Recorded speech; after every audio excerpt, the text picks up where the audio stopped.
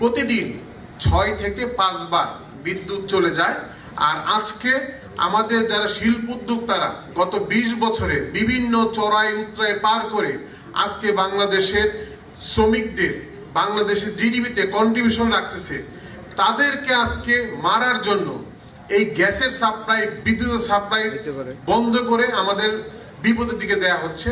একবার যদি এই শিল্প বন্ধ হয়ে যায় তা চালু করা সম্ভব হবে না। ব্যাংক যদি এইভাবে চলতে থাকে, আমি মনে করি নেক্সট 1-2 মাসের মধ্যে বাংলাদেশের 50% ফ্যাক্টরি শাটডাউন হয়ে যাবে, তা আর জীবনে খোলা হবে না। এতগুলো পেপার মিল, আপনি তো নিজে পেপার মিলের গলা টিপে ধরে মারি ফেলতেছেন, নিজের ইন্ডাস্ট্রিকে গলা টিপে ধরে মেরে ফেলতেছেন। সুগার ইম্পোর্ট করেন, এখানে রিফাইনারি আছে। আপনার তো তাহলে ইন্ডাস্ট্রি বিরোধী পলিসি হচ্ছে এগুলো।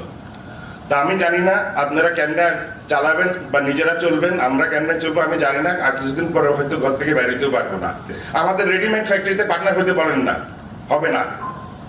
তারা জানে যে এখানে ফ্যাক্টরির অবস্থা ভালো না, ভাইবেল না। এখন বাংলাদেশ থেকে অন্যান্য দেশে, ভিয়েতনামে অনেক বেশি ভাইবেল। আমরা বলি সস্তা লেবার, আমরা বলি সস্তা এটা সেটা। Cost of doing business is perhaps the highest in Bangladesh right now. তো এরকম একটা অস্বস্তিকর পরিবেশে আমরা আছি। দর্শক, আপনারা শুনলেন বাংলাদেশের দুজন শিল্পপতির বক্তব্য। তার ভিতরে একজন হচ্ছে আনোয়ারুল আলম চৌধুরী পারভেজ, একজন শিল্পপতি। শিল্পপতিরা বলছে বাংলাদেশের 1 মাসের মধ্যে অর্ধেক শিল্প বন্ধ হতে যাচ্ছে, এবং আরেকজন বলছেন যে আর কয়েক মাস পরে তো আমরা ঘর থেকে বেরোতে পারবো না। বর্তমানে বাংলাদেশের শিল্পের এমন করুণ দশা, শেখ হাসিনা সরকারের পরাজিত হওয়ার পরে 8-9 মাস হতে যাচ্ছে ডক্টর মোহাম্মদ অন্তর্বর্তীকালীনের জন্য সরকার চালাচ্ছেন তার প্রধান উপদেষ্টা ডক্টর মোহাম্মদ ইউনূস। তার জামানায় বাংলাদেশের শিল্প কারখানার এই পরিস্থিতি। বলছেন 1 মাসের ভিতরে অর্ধেক কারখানা বন্ধ হয়ে যাবে। কেউ বলছেন কয়েক মাস পরে আমরা ঘরের থেকে বেরোতে পারবো না। এই হচ্ছে বাংলাদেশের শিল্প কারখানা। সুদের হার বেড়েছে 14%। 8 মাসে বাংলাদেশে 50 পয়সা বিনিয়োগ হয়নি। প্রিয় দর্শক, আমি নয়ন রায়, আপনারা দেখছেন হাবড়া টিভি। দর্শক, কারো পাচারটার সুযোগ নেই, পাচারটা আসেনি। অথেন্টিক বাস্তব রিয়েল কথাটা বলছি, যেটা সত্য সেটাকে স্বীকার করতে হবে। অন্যায়ের বিরুদ্ধে প্রতিবাদ করতে হবে। অন্যায়ের বিরুদ্ধে আমাদের প্রতিবাদ চলছে, চলবে। তবে আপনাদের বলে রাখি, ভিডিও তো লাইক করে, কমেন্টস করে, চ্যানেলটা সাবস্ক্রাইব করে পাশ থাকবেন, সঙ্গে থাকবেন। দর্শক, এবার পয়েন্টে আসি। বাংলাদেশের পরিস্থিতি কেন এমন হলো? শেখ হাসিনা সরকার থাকাকালীন তো এরকমটা হয়নি। কেন ইউনূসের 8 মাসের জামানায় বাংলাদেশের এই পরিস্থিতি? ইউনূস কি করছে? ইউনূস যেটা করছে সেটা হচ্ছে ভারত বিরোধী কার্যকলাপ।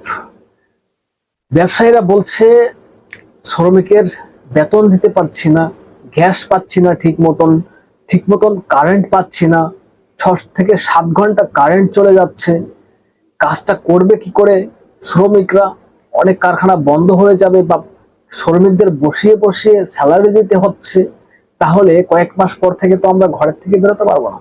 আর অনেক কারখানাগুলো বন্ধ হয়ে যাবে, সেই কারখানাগুলো আর উঠে দাঁড়াতে পারবে না। ইউনূস একটাই কাজ করছে, শুধু ভারত বিদ্বেষী বাংলাদেশে। ভারতের সঙ্গে পাঙ্গা নিতে গিয়ে আজকে বাংলাদেশের পরিস্থিতি এরকম। বাংলাদেশের শিল্প যেটা আছে, দর্শক আপনারা হয়তো জানেন, বস্ত্র শিল্প বা বস্ত্র শিল্পর দিক দিয়ে বাংলাদেশ অনেকটা কিন্তু এগিয়ে। বাংলাদেশের বস্ত্র অর্থাৎ পোশাক আমরা যেটা ব্যবহার করি সেটা কিন্তু বিভিন্ন দেশে বাংলাদেশ থেকে যায়, এটা বলার কোনো অপেক্ষা রাখে না। কিন্তু সেই কারখানাগুলো যদি বন্ধ হয়ে যায় তাহলে অর্থনৈতিক অবস্থা কি হবে বাংলাদেশের?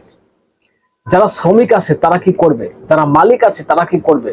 তাহলে বাংলাদেশের পরিস্থিতি কি হবে কারখানাগুলো বন্ধ হয়ে গেলে? বাংলাদেশের বা যে কোনো দেশের অর্থনৈতিক স্ট্রং রাখার জন্য যারা শিল্পপতি আছেন তারা কিন্তু বিশেষ ভূমিকা পালন করে দেশের জন্য। আর বাংলাদেশের পরিস্থিতি এরকম।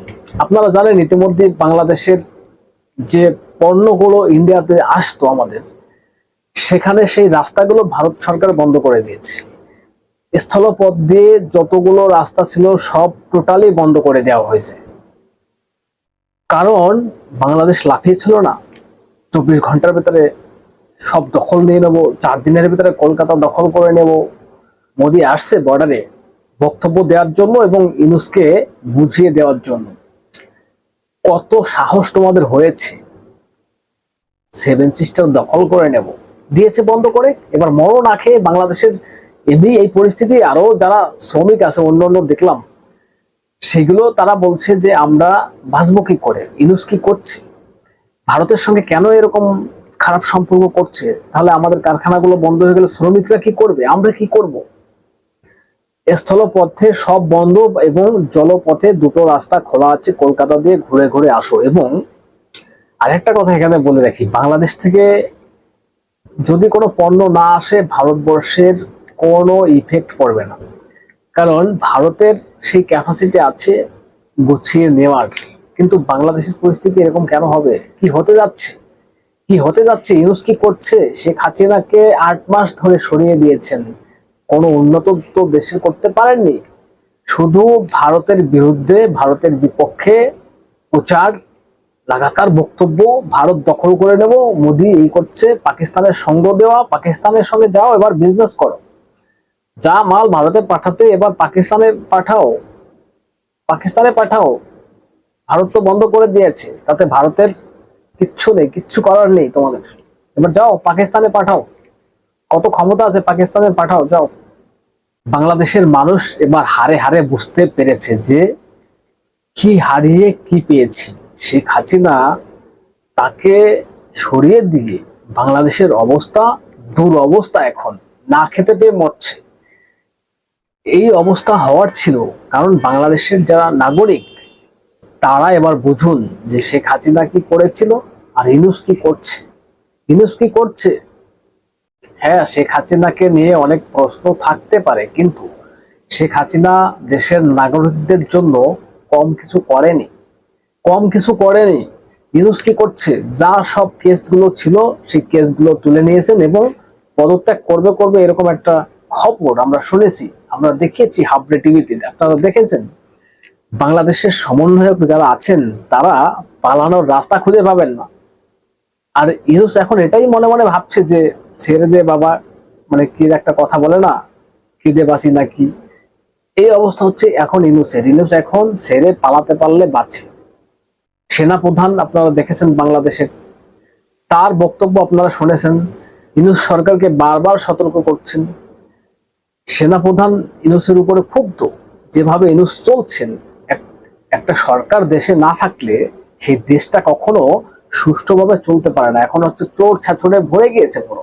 আর শেখ হাসিনার বক্তব্য শুনেছিলাম, একটা কল রেকর্ড ভাইরাল হয়েছে যে সব জঙ্গিদেরকে ছেড়ে দেওয়া হয়েছে, তারা এখন লুটপাট করছে এবং যা অস্ত্র ছিল পুলিশের কাছ থেকে কেড়ে নিয়ে সব জঙ্গিদের হাতে ধরিয়ে দিয়েছে ইউনূস। এই হচ্ছে বাংলাদেশের পরিস্থিতি। শিল্পপতিদের বক্তব্য আপনারা শুনলেন। দর্শক কি বলবেন, আপনাদের গুরুত্বপূর্ণ মতামত জানাবেন কমেন্টস করে এবং নজর রাখবেন হাবড়ে টিভিতে। চ্যানেলটাকে সাবস্ক্রাইব করে পাশে থাকবেন, সঙ্গে থাকবেন।